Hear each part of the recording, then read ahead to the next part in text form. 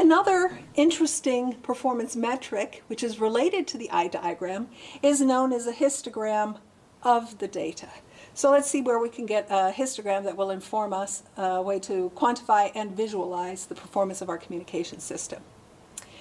So here's an eye diagram, and I'm not showing the whole part, but this is sort of ends at where the eye opening is. So this is the point of maximal eye opening. And when I talk about histograms, they're different from the eye diagram, although they're often derived from eye diagrams, because I'm going to throw away all the other data points in my eye diagram. I'm only going to keep the ones that occur at the sampling point. So an histogram only applies to the sampling point. And that's important because the sampling point is where we generate our test statistic. So the histogram is a way of focusing all our attention on that test statistic. So I take the information here at the sampling point and I create a histogram, which is a mapping of the frequency. How often does a certain value appear? So here in the center, this value appears more often.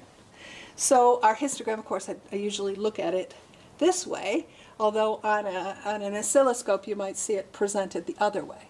But let's look at it in this form, the histogram. This would be the logical 0, logical 1, and I can see where the mean is. I could pick my thresholding point based on the mean. So this is a way I could get my threshold.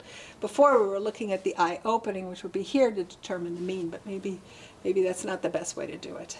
So this histogram is a way of quantifying as I said, the quality of your communication system, but it's also great for qualitative measure. We can see that the noise is rolling off enough that we're keeping our eye fairly open. So another way of looking at it.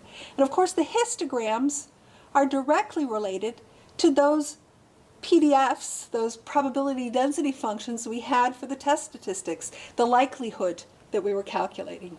And you can try and fit, for instance, a Gaussian to your histograms, but you can also think of the histogram as being an empirical measure of what the likelihood or the conditional probability function is for your particular communication system. So to sum up a little bit, we talked about eye diagram and we talked about histograms. There are two easy performance metrics, so they have a couple things in common. First of all, they're typically available on an oscilloscope. You don't need any knowledge of what was actually transmitted. You don't have to even know what modulation format you are. You do have to know the bit rate. You only need to know the transmission rate so that you can do that folding for the eye diagram correctly. So the eye diagram we mentioned had many quantitative measures of quality, and the histogram, however, is related to the statistical analysis that we did of the errors.